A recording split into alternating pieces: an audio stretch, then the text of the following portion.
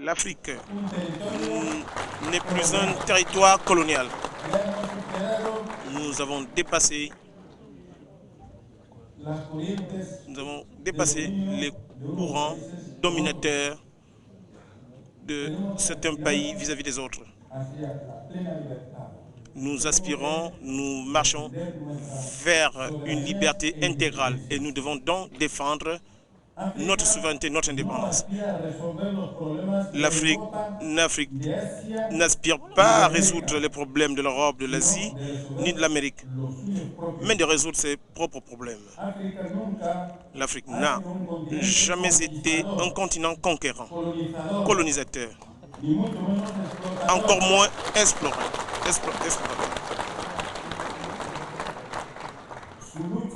Sa lutte a toujours été celle de refouler et de secouer ces courants politiques qui subjuguent ces peuples et dont elle est victime.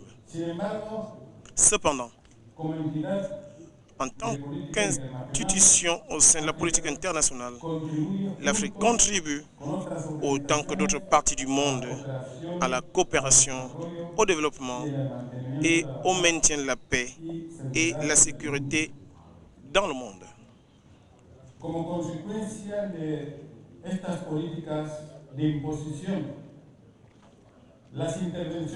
Les interventions pour des raisons humanitaires coûtent aujourd'hui, à titre de conséquence de ces politiques d'ingérence, une grande souffrance à l'humanité dans différents coins de la planète.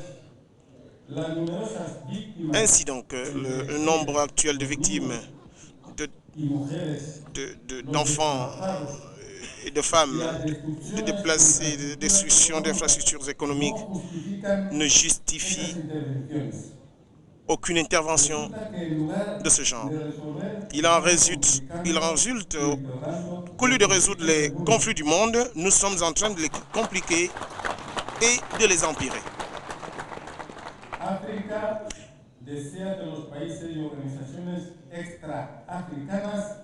L'Afrique souhaite que les puissances qui usent de la force, que ces pays n'interviennent pas, ne s'ingèrent pas dans les affaires internes de l'Afrique.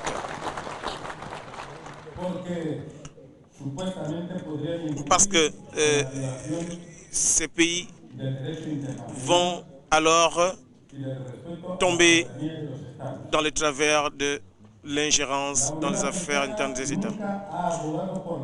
L'Union africaine n'a jamais plaidé pour la guerre, sinon pour le dialogue en vue de la résolution des conflits internationaux, parce que la guerre produit des effets dévastateurs.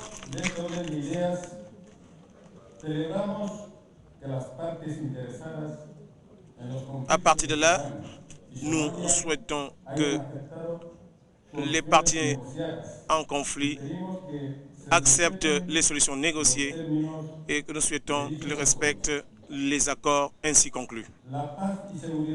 La paix et la sécurité des États ne sont pas uniquement garanties par des formulations politiques théoriques de démocratie, de liberté d'expression et d'autres que l'on suppose garantes des droits politiques. La paix et la stabilité d'un pays dépendent donc fondamentalement de la disponibilité de moyens économiques garantissant l'épanouissement du peuple, qui favorise l'accès à l'éducation, au système de santé, à l'eau potable, au développement de l'environnement et d'autres conditions rendant dignité à l'homme. L'Afrique nécessite l'aide. Et si l'on veut que l'Afrique émerge, il faut donc une bonne contribution des pays qui se considèrent, qui disent être puissants économiquement. Il est regrettable de constater que la majeure partie des États africains sont encore structurés sur des bases rigides qui ne permettent pas qui ne permet pas aux citoyens l'accès à ces services indispensables pour préserver la paix et la stabilité sur le continent.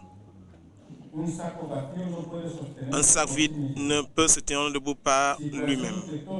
Voilà une question que tous ensemble, l'Afrique et le monde développé devons résoudre en tant qu'obligation partagée et morale en offrant un appui sincère aux pays africains faibles. Cependant, ce n'est pas par le sous-développement que les dirigeants africains peuvent s'exempter de la responsabilité d'adopter des mécanismes efficaces garantissant la paix et la sécurité de leurs États. Raison de plus pour qu'ils les prennent en compte au moment de prendre les décisions qui les concernent.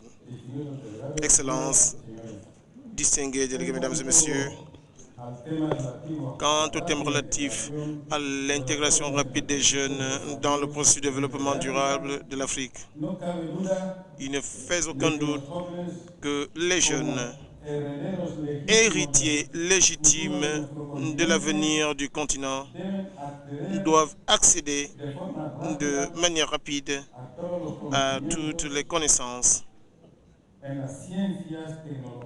à la technologie, aux expériences qui permettent le changement de génération qu'ils doivent porter sur eux par inertie.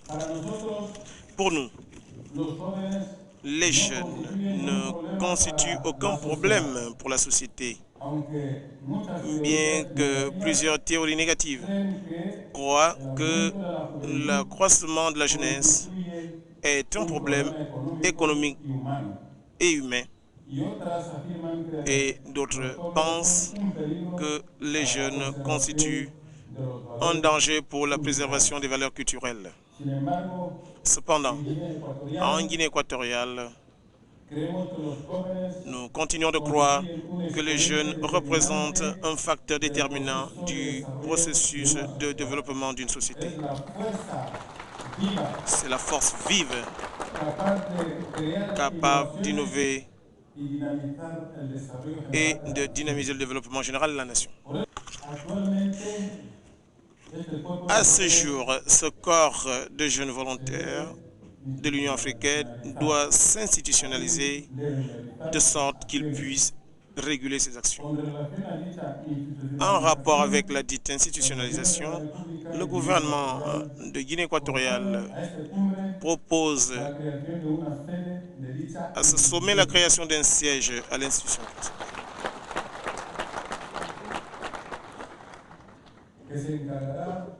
qui s'occupera de mobiliser tous les jeunes du continent et trouver des solutions à leurs propres problèmes. Comme c'est dans cette cité qu'a été discutée cette institutionnalisation, et afin de surmonter les obstacles de son financement, nous sollicitons votre indulgence pour que le siège du corps des jeunes volontaires de l'Union africaine soit établi dans cette cité de l'Union africaine. Par ailleurs, le printemps arabe, répercuté dans certains États européens à travers des révolutions revendicatives des droits contre les régimes en place, ne peuvent être considérés comme une attitude négative des jeunes dès lors que de telles revendications apparaissent justes et nécessaires.